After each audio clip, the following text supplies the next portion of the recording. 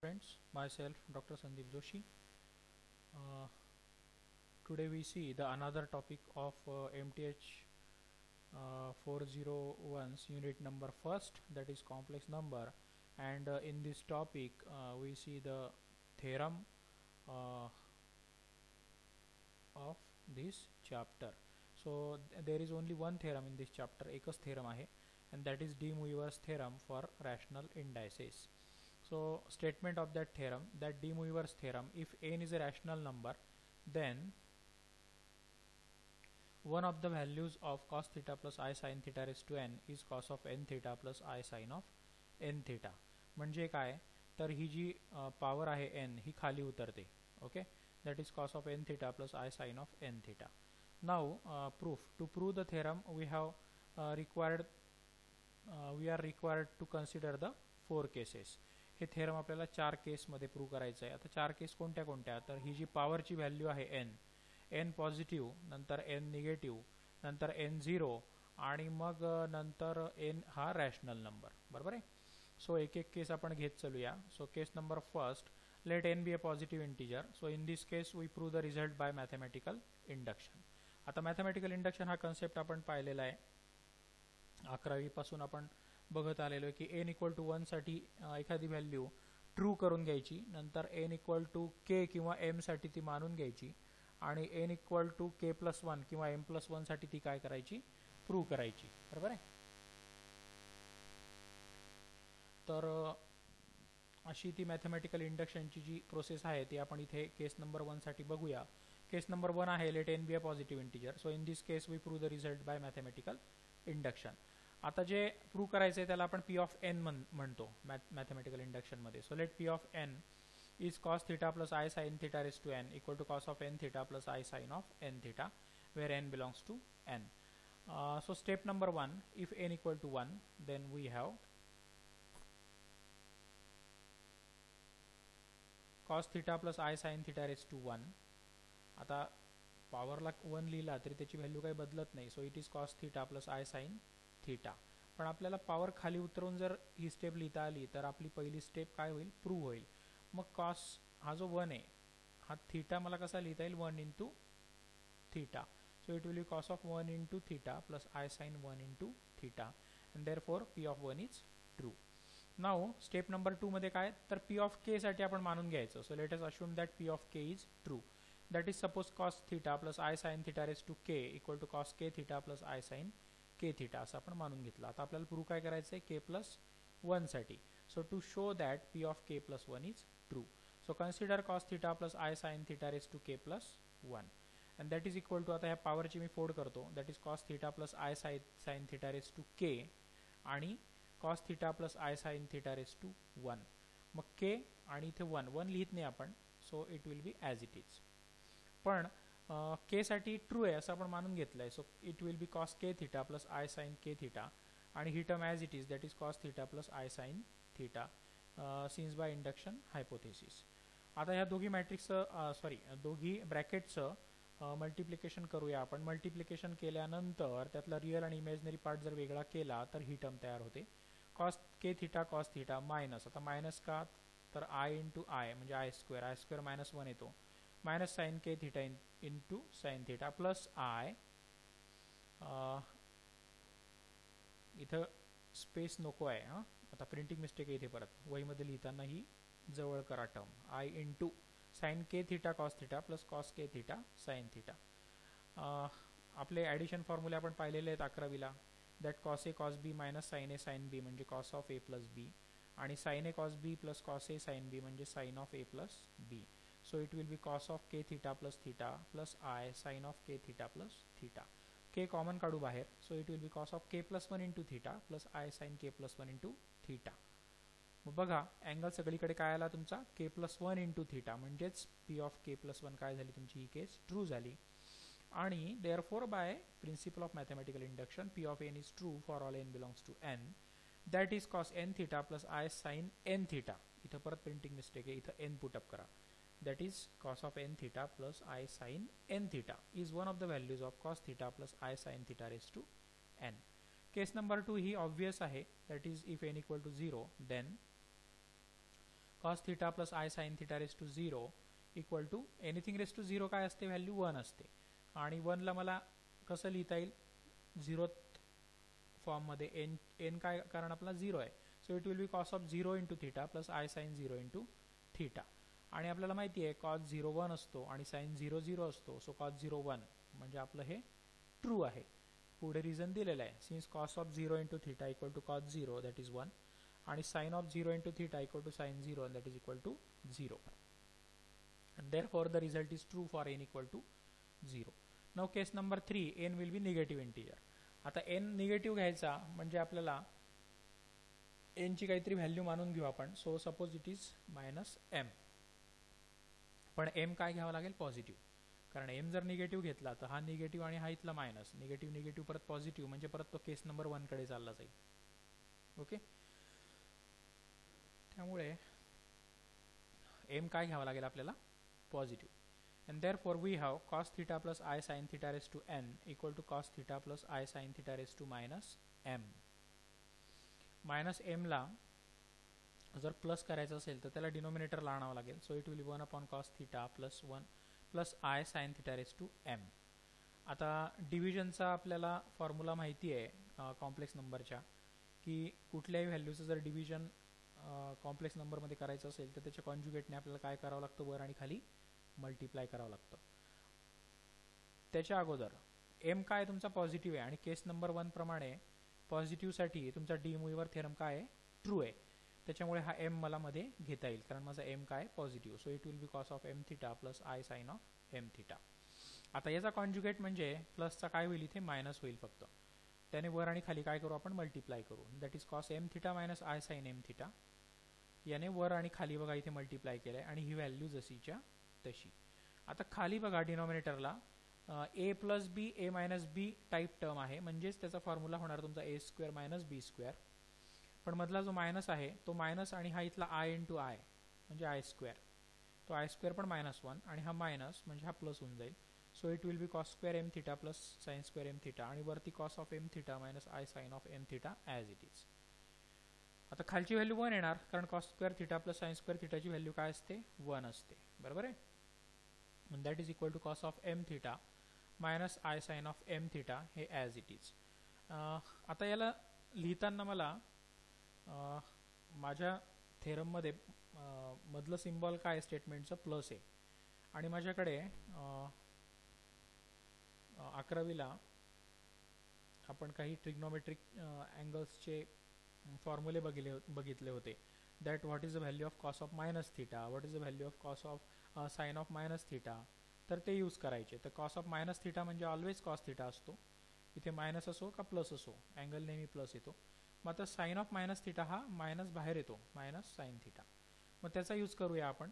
Cos of m theta म्हणजेच cos of minus m theta using this. आणि इथला minus जर बाहेर काढला मी, sine of m theta equal to minus sine sine of m theta equal to sine of minus m theta, बरोबर ना. म्हणजे हा मायनस मी काय करतो, मध्ये टाकतो. So plus i sine of minus m theta, because sine of minus m theta equal to minus sine theta, म्हणजे तीच टर्म आहे. हा मायनस जर आपण बाहेर काढला तर. Okay, so using that negative angle फॉर्म्युली we use here that is cos of minus m theta plus I sin minus m theta, but our minus m is n and therefore it will be cos of n theta plus I sin of n theta. So 3 cases साठी आपलं prove झालेलं आहे. कुठल्या कुठल्या, n जेव्हा positive असेल तेव्हा, n जेव्हा 0 असेल तेव्हा आणि n equal to negative number असेल तेव्हा, निगेटिव्ह इंटिजर असेल तेव्हा. आता चौथी केस आहे n is a rational number. What is mean by rational number? Rational number म्हणजे p by q form, numerator upon denominator. So we take here n equal to p by q, where q is a positive integer and p is a positive or negative integer. p कोणताही असू द्या, positive किंवा negative. So consider, आता इथे आपल्याला solve करताना काही गोष्टी लक्षात ठेवायच्या आहे, काही टर्म्स लक्षात ठेवायच्या आहे की त्याच्यावरनं हे प्रूफ तुम्हाला इझिली सॉल्व करता येईल. सो ही पहिली value cos theta by q plus i sine theta by q raise to q घेतला मी. आता क्यू काय घेतलाय मी, पॉझिटिव्ह, आणि पॉझिटिव्हसाठी ऑलरेडी डी मूव्हर थेरम माझा प्रूव्ह आहे केस नंबर 1 साठी. सो क्यू खाली घेऊ शकतो मी मध्ये. So cos of q into theta by q plus i sine q into theta by q dash dash by case number 1. म्हणजेच आला तुमचा cos theta plus i sine theta, कारण हा क्यू क्यू काय होईल, कॅन्सल होईल. याचा अर्थ काय की cos theta by q plus I sin theta by q is such that its qth power, he G qth power आहे, is cos theta plus I sin theta. Why? Because of de Moivre theorem. Hence cos theta by q plus I sin theta by q is one of the qth root. बरोबर आहे ना. हे काय असणार आहे, याची power q असल्यामुळे हे काय असेल त्याचं qth root. qth root काय मात्र ते cos theta plus I sin theta. And therefore cos theta plus I sin theta raised to 1 by q हे जर घेतलं आपण, आता q पॉझिटिव्ह आहे त्याच्यामुळे त्याला आपल्याला खाली उतरवता येईल by using case number 1. So it will be cos theta by q plus I sin theta by q. And now raising both sides to the power of p. आता दोघी बाजूला मी काय p पॉवर वाढवतो म्हणजे p पॉवरने मल्टिप्लाय करतो. So it will be cos theta plus I sin theta raised to p by q is equal to cos theta plus I sin theta raised to 1 by q raised to p. बरोबर आहे. ही p power परत खाली उतरेल कारण p either positive असेल किंवा negative असेल. So case number 1 प्रमाणे आणि केस नंबर 3 प्रमाणे मला त्याला खाली उतरवता येईल, कारण केस नंबर 1 आणि 3 मध्ये already n equal to plus positive integer आणि n इक्वल टू मायनस म्हणजेच निगेटिव्ह इंटिजरसाठी ऑलरेडी केसेस माझ्या प्रूव्ह आहेत. सो हा p मी खाली उतरेल. So it will be cos p by q theta plus I sin p by q theta. किंवा या p ला मी वर पण पाठवू शकतो, that is cos theta by q plus I sin theta by q raised to p. This is by de Moivre theorem. म्हणजे एक तर ती पॉवरला पाठवू शकतो आपण किंवा तिला खाली घेऊ शकतो by case number 1 and 3. But our n is p by q वरती मानलाय. So your answer will be here that cos of n theta plus I sin n theta where n equal to p by q, and therefore cos theta plus I sin theta raised to n is equal to cos of n theta plus I sin of n theta. हे काय झालं तुमचं, prove झालं. Okay. And this proves the theorem. Okay, this proves the theorem. तर असं तुमचं हे D मोइवर theorem आहे. म्हणजे वरची पॉवर तुमची ही मध्ये तुम्हाला अँगल सोबत ओढता येते. That is cos theta plus I sin theta raised to n equal to cos of n theta plus I sin of n theta. Now there are some remarks related with this theorem. So remarks are for any n belongs to q we have cos theta minus I sin theta raised to n equal to आता हा निगेटिव्हला जर positive करायचं असेल तर negative angle माझ्याकडे आहे वरती theorem मध्ये बघितले. cos ऑफ मायनस थिटा म्हणजेच cos थिटा असतो आणि sin of minus theta is minus sin theta असतो, म्हणजे हा मायनस मला मध्ये घेता येईल. So cos of minus theta plus I sin of minus theta raise to n. n ला मध्ये घेता येईल by using de Moivre theorem. So it will be cos of minus n theta plus I sin of minus n theta. परत प्लसचा minus करता येईल using same that negative angle formulae. So it will be cos of n theta, हा minus बाहेर आला, minus I sin n theta. Okay. Now number 2, for any n belongs to q cos theta plus I sin theta raised to minus n. Minus n खाली उतरवा by using de Moivre theorem. So it will be cos of minus n theta plus I sin minus n theta. Okay. And again use that same theorem of negative angles. It will be cos of minus theta, it will be cos of theta, so it will be cos of n theta minus ha minus बाहेर येईल minus I into sin of n theta. Okay. And therefore the theorem is also true for all real index of n. Real index म्हणजे power, सगळ्या real power साठी n च्या काय झालं हे theorem true होतं. Now next topic is nth root of complex number. So definition will be nth root of z. So let z equal to x plus iy be any complex number. A complex number omega is said to be nth root of z if omega raised to n equal to z. Now to find all the nth roots of z equal to x plus iy, त्यासाठी एक procedure आहे, ती procedure बघा. Let z equal to x plus i y आणि that is equal to r cos theta plus I sin theta. हा त्याचा काय आहे, पोलर फॉर्म किंवा मॉड्युलस ॲम्प्लिट्यूड फॉर्म, जिथे r म्हणजे असते मॉड्युलस व्हॅल्यू ऑफ z आणि थिटा म्हणजे असतो आर्ग्युमेंट ऑफ z. पुढे म्हटलंय बघा, where r is modulus of z and theta is equal to argument of z, then we also have x plus i y equal to r cos theta plus I sin theta. आता या थिटामध्ये तुम्ही 2n पाय किंवा 2k पाय च्या मल्टिपल्समध्ये जर angle add केले तरी त्याची व्हॅल्यू बदलत नाही, कारण सर्कल पूर्ण होतं, बरोबर आहे ना.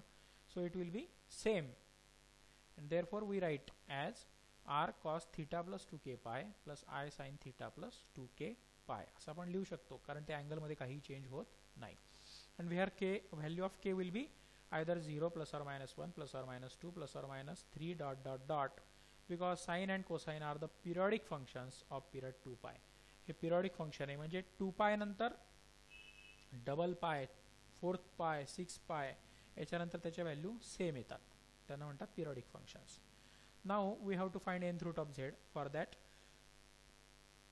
if omega is the nth root of z, then we have omega is equal to z raised to 1 upon n. But our z is this. So taking r raised to 1 upon n and also cos theta plus 2k pi plus I sin theta plus 2k pi raised to 1 upon n.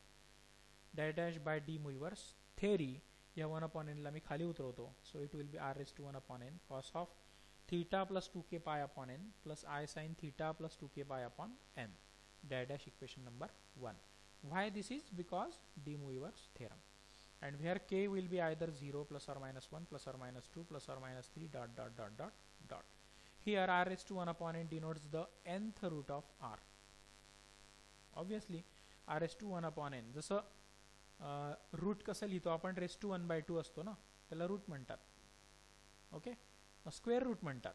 तर हा 1 by nth म्हणजे nth route. इथे 1 by 2 असता तर square route, 1 by 3 असता तर cube route. त्या पद्धतीने 1 by n आहे म्हणजे nth root of r. So taking k equal to 0 1 2 dot dot dot up to n minus 1 in 1. इथं k ची व्हॅल्यू जर मी 0 1 2 अशी टाकत गेलो, then we get n nth roots of z. आपल्याला किती रूट्स मिळतील? n nth roots of z equal to x plus i y. आणि ते कसे असतील?